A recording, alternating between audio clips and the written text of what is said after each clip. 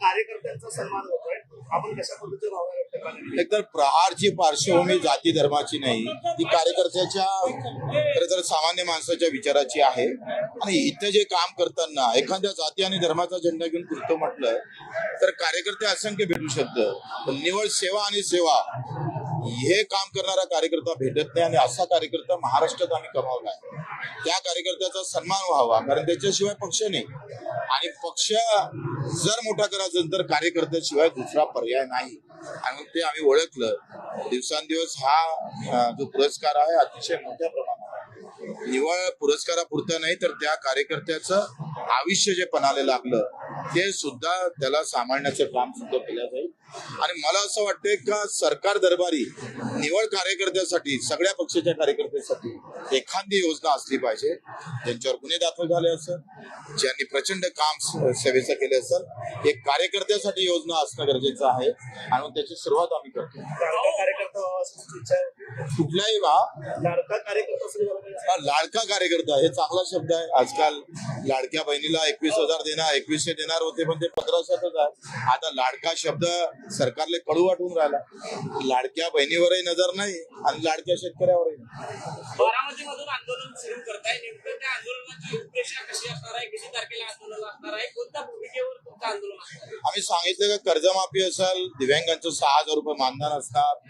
त्यांनी जे काही संकल्प केला होता भाजपचा का हमी भावाला जे काही हमी भाव आहे त्याला 20% आम्ही अधिकचं अनुदान देईन, म्हणजे बोनस देऊ, त्याही पूर्तता त्यांनी केली पाहिजे. मच्छीमार आहे, मेंढपाळ आहे आणि मजूर आहे. मजुरासाठी एकही योजना सध्या नाही. शेती मजूर, शेतात काम करणाऱ्या मजुरासाठी. म्हणजे गावात जर शेतकरी मरण पावला अपघाताने त्याला पैसे मिळतात, पण मजुराला ते भेटत नाही. पण मजुराचं एक स्वातंत्र्य महामंडळ असलं पाहिजे. आणि युवकांना जिथपर्यंत रोजगार नाही तोपर्यंत भत्ता दिला पाहिजे. या मागणीसाठी आम्ही बारामतीवरून त्याची सुरुवात करतो. कारण अर्थ खातं बारामतीत आहे आणि ते म्हणतात अर्थ नाही आहे, तर त्यांना आम्ही सांगतोय अर्थ कसा निर्माण केला जातो. आणि आमच्याजवळून घेतलेले पैसे किमान आम्हाला परत जरी केले तरी आमचं सगळ्यांचं कर्ज माफ होऊ शकतं. 35-40 हजार कोटी फक्त पाहिजे. आणि 35-40 हजार कोटी रुपये कर्जमाफीसाठी आणि दिव्यांगांच्या मानधनासाठी जास्तीत जास्त 1,000 कोटीची गरज आहे. मेजर मागणीसाठी जास्त पैशाची गरज नाही, पण सरकार का नाही म्हणतं याच्यासाठी हे आंदोलन आहे. 2 जूनला हे आंदोलन सुरू होईल. 2 जूनला 3 जूनला आम्ही 2 जूनला रात्री आमचं सकाळी सभा 4-5 वाजता सभा बारामतीत होईल. तिथून आम्ही रात्री मुक्काम करणार आहे अहिल्यादेवी होळकरांच्या गावात.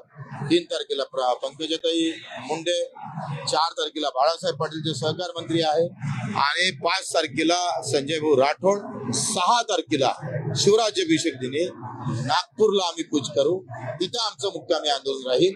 ते देवेंद्रजी फडणवीस यांच्या घरासमोर. ताट त्यांनी वाजवायला लावलं त्या कोरोनात जाण्यासाठी, म्हणून यांना बुद्धी यासाठी आम्ही ताट वाजवणार आहोत. त्यांनी जे बोललं त्याची आठवण व्हावी, आणि ते विसरले. सध्या त्यांनी दिलेला केलेला संकल्प पूर्ण विसरलेला आहे. आणि ते बावनकुळे असं म्हणतात का आम्ही कर्जमाफी आमच्या 5 वर्षात कधीही करू. म्हणजे अशा प्रकारचं सरकारला फसवण्याचं काम, जनतेला फसवण्याचं काम सरकार करत असेल तर वेळ पडली तर गुन्हे सुद्धा आम्ही दाखल करू, कोर्टात जाऊ.